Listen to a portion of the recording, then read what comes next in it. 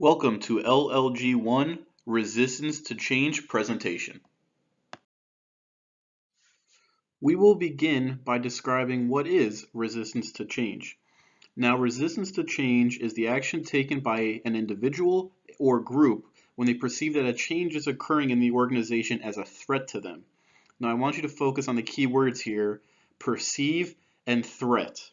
Now, the threat not to be real or large for resistance to actually occur. In its usual description, it refers to change within organizations, although it is also found elsewhere in other forms. For example, resistance is the equivalent of objections or disagreements in general discussions. However, at its core, resistance to change is a label we apply to people who seem unwilling to accept change. But for the most part, it isn't the change itself that the people are resisting, it's the unknown.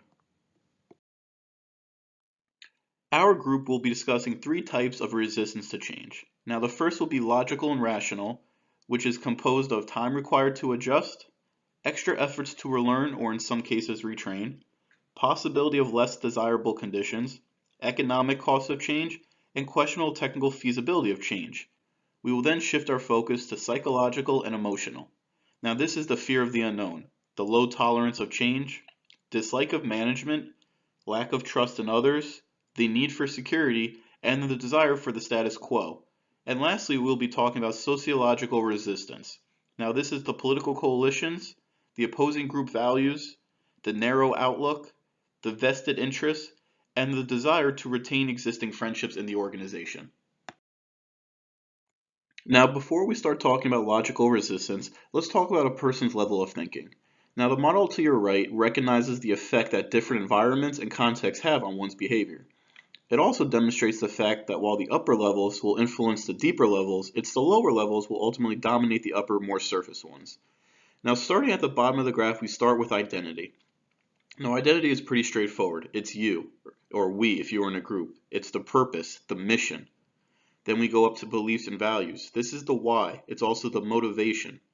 Then comes skills and capabilities. How will you be accomplishing this goal? The strategy and the direction you will use to accomplish this goal. The blue squiggly line then represents going into the surface, and these are the behaviors and the environment. Now, the behaviors are the actions and the what, and at the very tip is the environment, the where, the when, and the external constraints.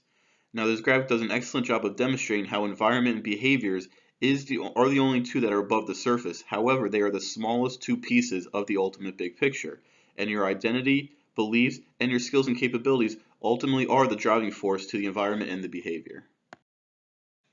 Now, if you want to encourage or influence change, but you encounter resistance, it's important to understand what is the driving of the situation. Now, for example, let's consider the statement, "I can't do that here."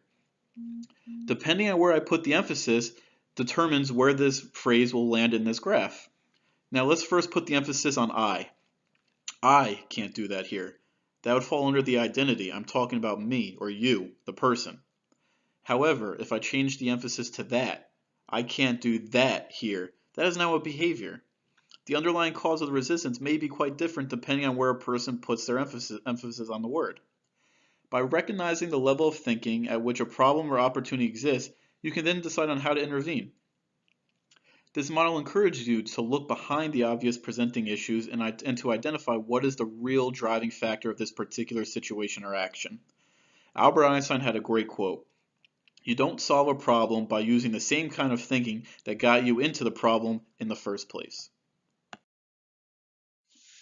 We will now be discussing logical resistance to change. First, we will be discussing time required to adjust. Now, management should give employees time to reflect on how the proposed change will affect them and the organization. Rather than rushing through change, the organization should take the time to let the employees know the reason and how this will affect their daily routine. You have to remember, people are creatures of habit and may find it hard to abandon daily routines that the organization may no longer consider appropriate. Second and thirdly is extra efforts to relearn, and this ties in with technical feasibility of change. Now, training is often required when implementing change. This can create uneasiness with people as some can oppose retraining for their job.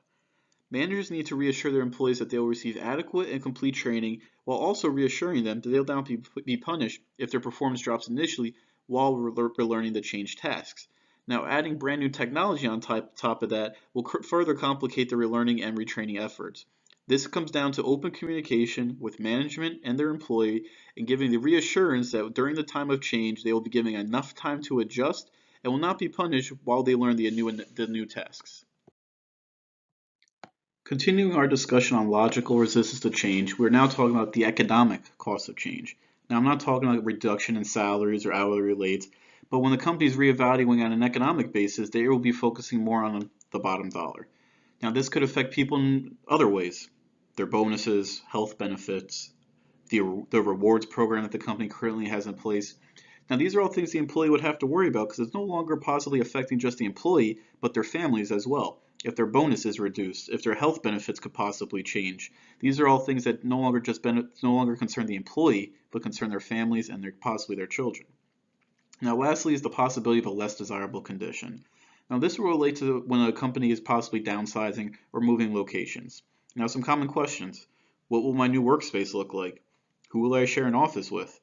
These are all questions an employee may ask when going through this type of change. When you work for a company for years, you tend to sit next to the same person if you're sharing a cubicle, sharing the same office with the same person, or in some cases having your own office. Now the company is moving locations. Will you still have your own office? Will you be sitting next to the same person? Will they be having 2 people in an office when they used to have 1? Will they be having 4 people sharing one office or sometimes even 5? Now these are things that the person would have to change because now their personal space is being affected with this transition. Now, we will discuss the psychological and emotional resistance to change. In today's world, change is widespread within organizations. It is unabating and usually happens at lightning speed.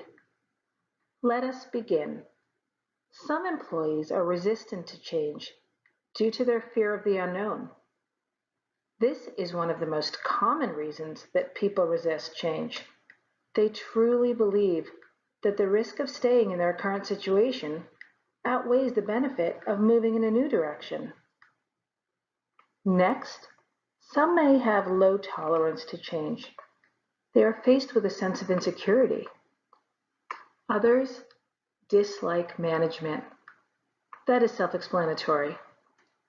Some employees lack trust of their organization. When one does not believe that the company can manage the change, there is resistance. Others need security. They may feel a connection to the old way. And some just desire status quo. They are content with the way things have been going, and they do not want to rock the boat. Next, I will discuss 3 different theories of change. The first one is the Kubler-Ross model of change. The Kubler-Ross model is also known as the 5 stages of grief. The 5 stages highlight the different emotions that are experienced by someone who is going to die soon. The model was created by Elizabeth Kubler-Ross in 1969. Dr. Ross is a psychiatrist and was inspired by her terminally ill patients when creating this change model. Although this model came about from her research of working with dying patients, it was found that the steps paralleled the many different forms of change, including business, work, and employment. Just like the thought of dying can be extremely difficult for patients, change can be extremely difficult for employees. The quicker the employee comes to terms with the change, the easier and the sooner the company can be productive. The Kubler-Ross change curve is a powerful model in business that can help leaders to understand employees and how to help them deal with changes and personal transitions. Each employee or patient has a different experience through the stages, including the length of time within the stage. The 5 stages of grief within the Kubler-Ross model are denial, anger, bargaining, depression, and acceptance. Let us discuss each of the 5 stages. The first stage is denial, and this stage has the quickest turnaround time. The person involved may put up a defense mechanism at first and may not want to believe what's actually happening. At this point, senior leaders need to have a gradual approach in disseminating new information.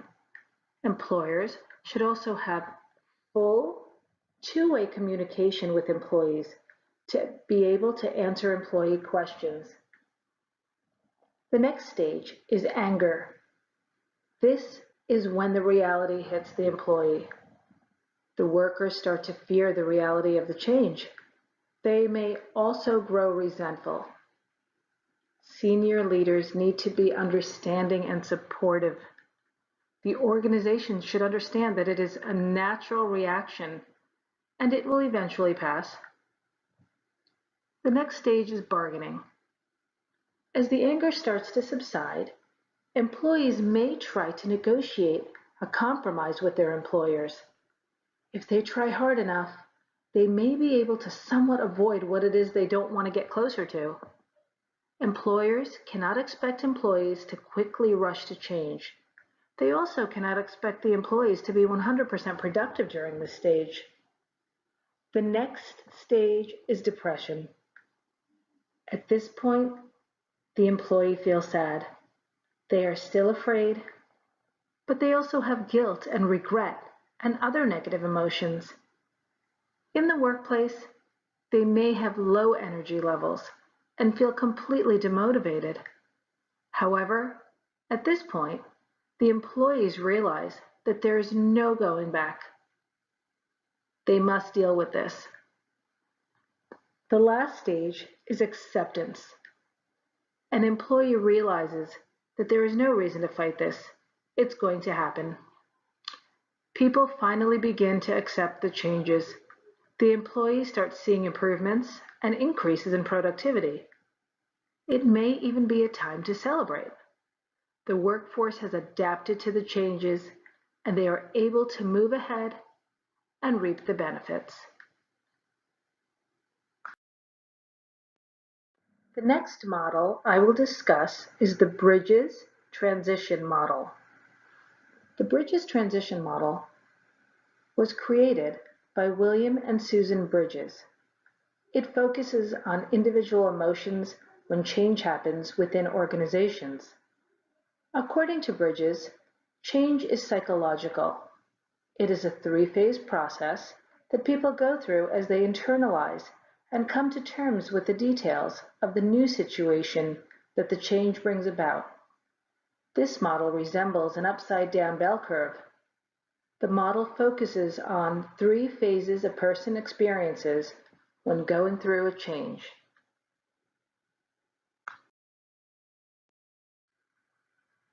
Let us discuss the 3 phases of the Bridges Transition Model. The first phase is ending, losing, and letting go. During this phase, one may feel negative emotions such as anger, frustration, and a sense of loss.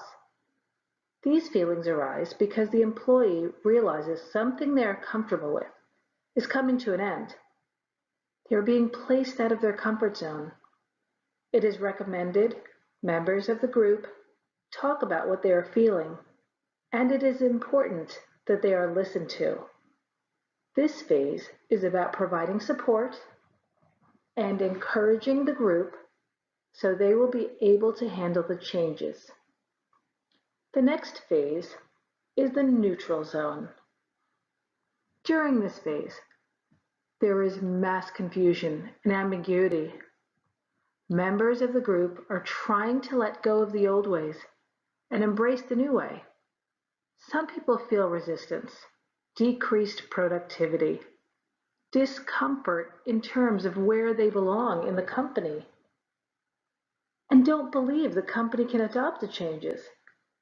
It is important to provide team members with information on the progress made and to give feedback on their performance and increase the number of short-term goals to decrease discomfort.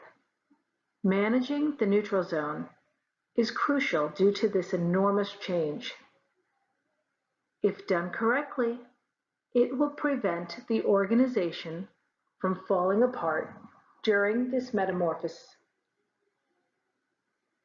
The new beginning is the final stage. This stage is when the changes are accepted by the team. Employees feel positive and open to the changes. One can identify their place in the organization. There is a light at the end of the tunnel. Leadership must set the long-term goals and share all successes. Rewarding teams and celebrating the new changes will mark the beginning of the finish of the transitions.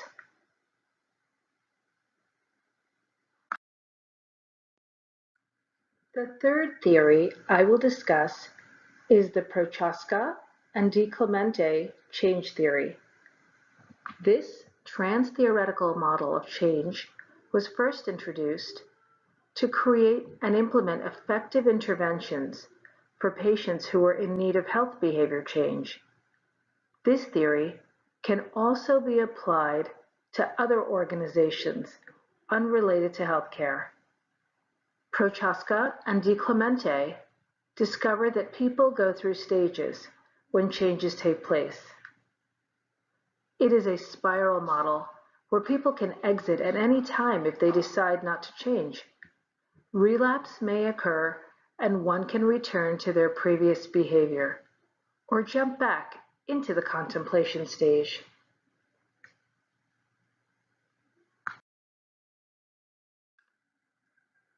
There are 5 stages in Prochaska and DiClemente's change theory. The first one is pre-contemplation. This is when we aren't aware of our problems until change activities make it known to us. Sometimes people refuse to change or think their behavior is common. The next stage is contemplation. This is when we realize and think about changing our behavior, but not quite ready to commit to change. The third stage is preparation. This takes place when we are ready to change our behavior, and we plan on working on it within the next couple weeks. Counseling, social support, and help in problem solving are necessary.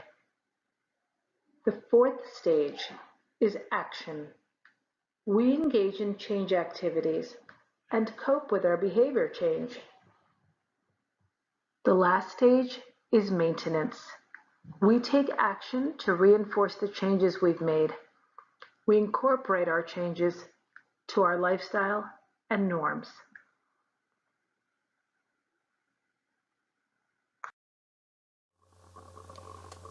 Social values, beliefs, and habits create strong emotions in the workplace. As OD practitioners, we must recognize the types of sociological resistance to change.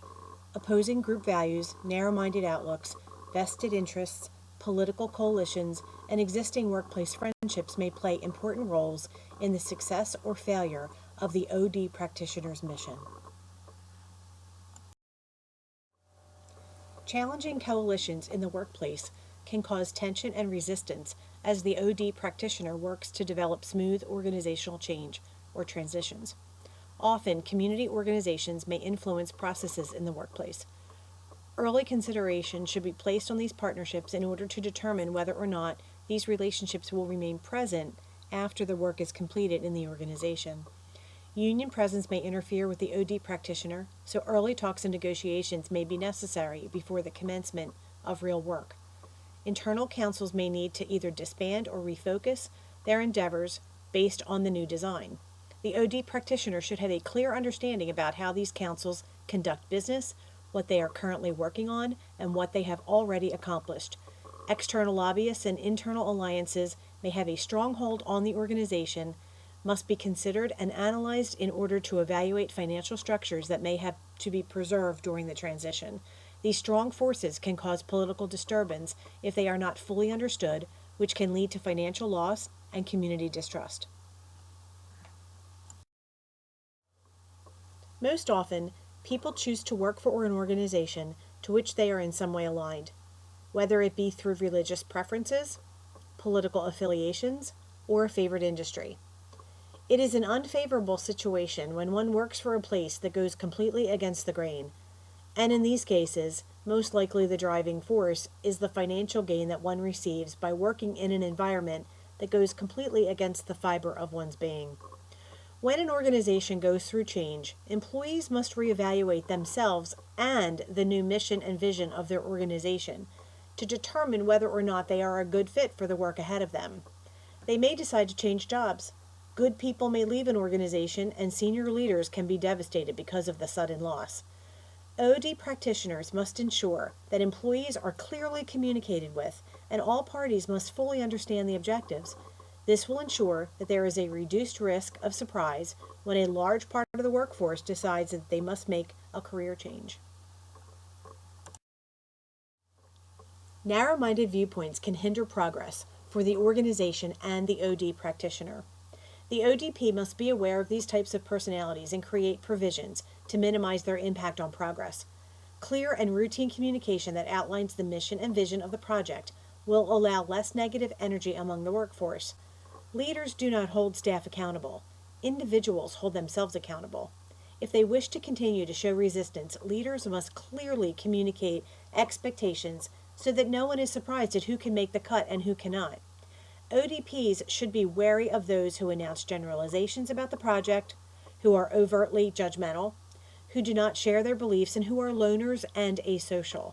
These employees who are always accentuating the negative should be reined in and better educated, or they can create great damage to the endeavors. New ideas are irrelevant to the narrow-minded individual, and their arrogance can take down a project unless the ODP is ready to address this type of sociologic resistance. High-performing teams are responsible for powerful momentum in the workforce. When change is imminent, individuals responsible for successful process and projects may become resistant to the transitions and fear that the work that they have labored to accomplish may rot at the wayside. They become protective of their endeavors and may sabotage or resist the new endeavors.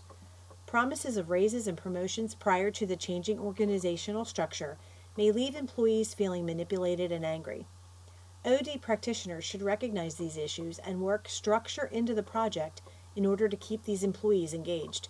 If the vested interests are threatened by the transitions, then plans that address these vested interests should be decided ahead of time. For instance, if an employee who has successfully completed a project and whose position with the organization is not threatened, recognition for a job well done will instill loyalty and respect from this staff member and others. Trust in the people responsible for initiating the change will minimize the risk of resistance. Workplace friendships form powerful bonds among employees, and the OD practitioner should respect this concept if he or she expects to initiate a successful implementation plan. The ODP should not join the groups, but he or she should respect and acknowledge that they exist, and form appropriate alliances to make these groups embrace the proposed initiatives. The ODP should watch carefully the interactions of the workforce and have open dialogue with senior leaders about what he or she gleans from these observations. Gaining insight, both positive and negative, can have a tremendous effect on the success of a project. Remember that people may be fragile during this time. Encourage group discussions and respect these bonds in order to positively influence the upcoming changes. Adapting servant leadership concepts should be on every OD practitioner's checklist. Boldly serving others to promote their growth, personal, educational, and professional development play a powerful role in leading an organization to success. Once the decision is made to retain the existing culture of the organization or drastically change it, leaders must recognize that the societal effects will lead to the change, along with logical, rational, and psychological components. If the outcome is planned at the beginning of the project and all leaders have a clear picture of the final expectations, clear, concise, and routine communication must exist immediately with the people who will be affected by the changes to their workplace. When staff feel that they are valued and cared for, their sense of loyalty to the organization, its leaders, and the OD practitioner will be boundless. Leaders who serve their people must be committed to sacrificing time and energy for the betterment of their teams. The OD practitioner can easily adapt the concepts of servant leadership into his or her work, and in doing so, can minimize the risk of resistance to change. The most important components of servant leadership style are empathy and listening. A leader must be able to walk in the shoes of each of his people and feel what they feel. If a leader can truly relate to his team in this way, he will surely build trust and loyalty among the team members. An effective leader must listen, not just hear her people. When a leader is able to consider and corroborate ideas and perspectives, she promotes the growth and success of each individual team member.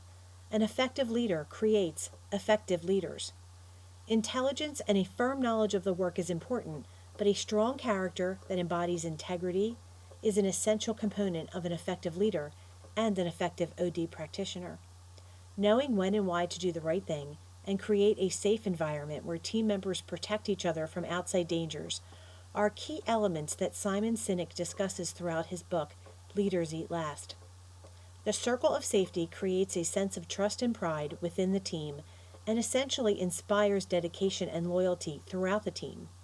A servant leader gets his hands dirty, feels what the team feels, and supports the team from the start of a project to the end.